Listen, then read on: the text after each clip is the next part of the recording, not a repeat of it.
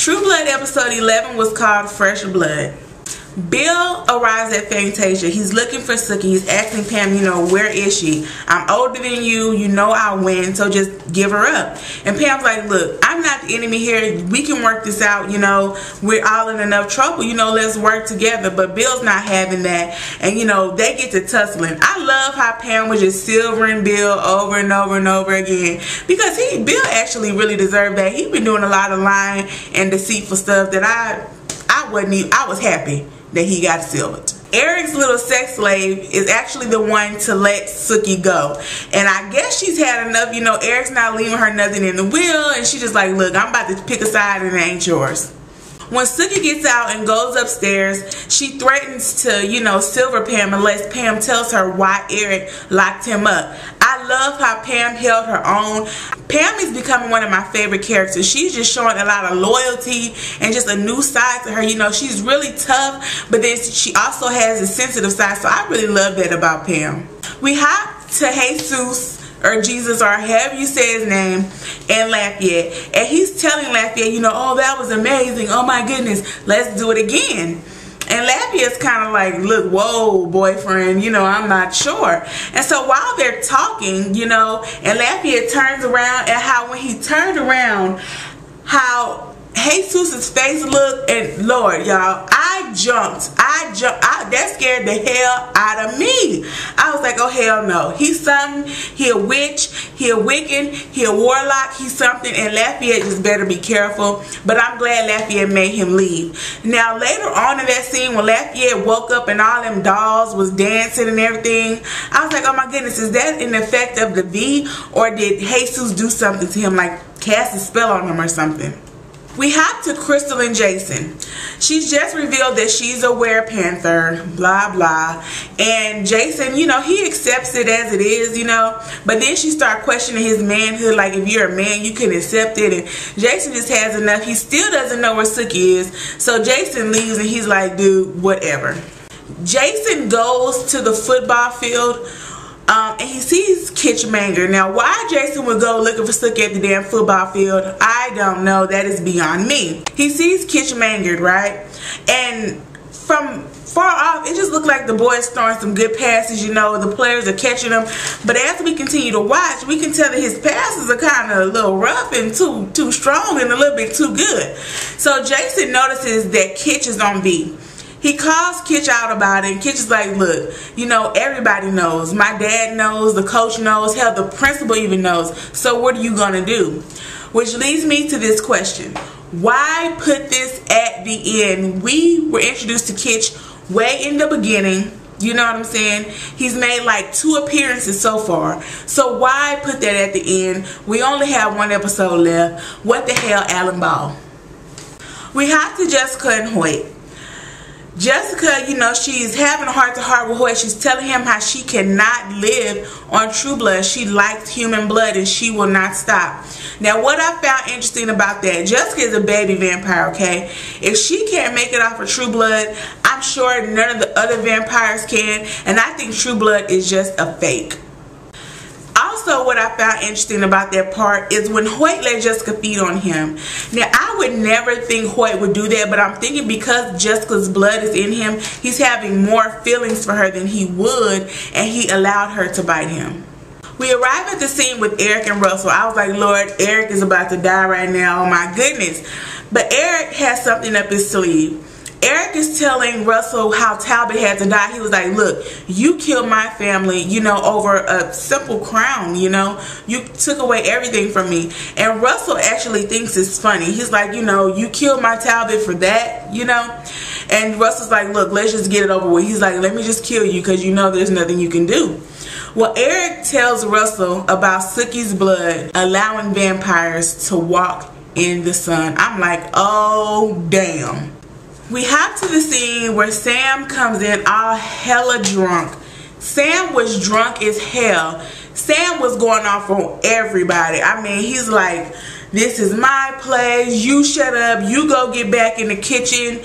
You know, I love how he called Arlene them some bitches. I I laughed at that part because Sam, he was just totally drunk. And then he was actually waiting the tables by himself. I thought all of that was hilarious. To the scene where Summer is at Hoyt's mom's house. We have not seen Hoyt's mom since the last freaking season, okay? Oh my goodness. I thought the lady was written off or something. I did not expect to see Hoyt's mom. She is behind the whole Summer trying to pull Hoyt away from Jessica's scam, okay? And I was like, this lady is simply pathetic. But when she tells her that, you know, we're not going to give up, this is not over, I really do think she's going to go and try to kill Jessica. Hopping to the scene, Sam's waiting tables. He's all drunk and loaded and everything. Tara goes to talk to Andy. She tells Andy that she knows about eggs. I'm thinking Tara is going to blow their cover. I'm thinking she's going to go tell somebody, his superior or something. But when Andy told her the story and she understood that it was truly a mistake, Jason misinterpreted what happened and shot eggs, you know. It really was an accident, and I think she kind of just accepts it. Although how messed up it is, they didn't do it on purpose. Sam is still flipping out. He asks Tommy to help him wait tables, and Tommy's like, no, you know, wait your own damn tables. When Sammy told Tommy he was fired and to get out his rental, and when Tommy was like, you know, no, I'm sorry, I'll wait the tables, like, I'm sorry, you know, you're all I have, and Sam still, you know, told him to get out. I felt so bad for Tommy right then and there, you know, because he was telling Sam he had nowhere to go. He was like, dude, you're all I got. And Sam was just like, no, it's over. Me and you are over. Just get out. Sam kicked everybody's ass out the damn bar. And what I found interesting is when he told Tara to get out and Tara was just like, no. You know, I really do think Sam and Tara really understand each other, and I actually think they're good for each other. We see Sookie and Bill. They're still leaving Fangtasia, and they're having this long talk and fantasizing about what if they were human, what if they could start over, how their lives would be. You know, Sookie be this, Bill be that. And as they're going and, you know, they're in fantasy land, I'm like, oh shit, something about to happen. Skirt! The car just stopped, and it's Russell like holding the car down with his hand. Arlene and Holly go to actually kill the baby. And now, I thought it was so funny when Holly was calling on the mother and Arlene was like, amen. And what I thought interesting about that was I don't think Holly is really helping Arlene kill the baby. I think she's doing something else to Arlene, and this is why I say that. When Arlene was having that dream and she was calling on her mother, I think she may want to convert Arlene to be a Wiccan or something. And as Arlene is having this dream, Terry is trying to wake her up. He's like, baby, wake up. Please just wake up. You know, something's wrong. And we see all the blood, and I'm like, oh, shit. You know, they killed that baby that freaking fast, you know. I was like, okay, well, maybe I'm wrong. You know what I'm saying? They killed the baby. Hopping to the hospital where Arlene, she's kind of relieved, but Terry is so distraught, and I feel so bad for Terry because he's such a good guy, and he's like the only normal one in True Blood, okay? Terry is just breaking down, you know, he's just like crying, he's distraught, he can't stop crying, and Arlene is not even faking it. She's like, you know, it's okay, da da da. The doctor comes in and tells them the baby is okay, and how Terry was like, I thought that was so funny. I was laughing, but I'm happy for him because he really wants that baby, and I just so disagree with Arlene getting rid of that baby. We hop to the scene where Terry and Sam are talking, and they're just kind of bonding, you know. Again, I think they're good for each other. And baby, Tara and Sam got it the hell on. But again, I think Tara and Sam are good for each other, you know. I think they weigh out each other's problems. Sookie, Russell, Eric, and Bill arrive back in Fangtasia. So I'm like, oh hell, what's going on? Russell just saying, you know, how do you know she's a fairy? He's kind of skeptical, you know. And basically he tells Eric, if it's true, you go first. And I'm like, what the hell does he mean go first? So obviously what he meant was for Eric to feed on Sookie and walk out into the sunlight first. And what I thought was messed up about that, at this point in time, Sookie still doesn't even know that her blood allows you to walk in the sunlight. And when she finds out, I'm just like, damn it, Bill, you could have avoided this whole damn thing. It's your fault. So then when they start feeding on Sookie. I was like, oh my God, they about to kill this girl. And so when Eric walked out into that sun, I was like, oh shit.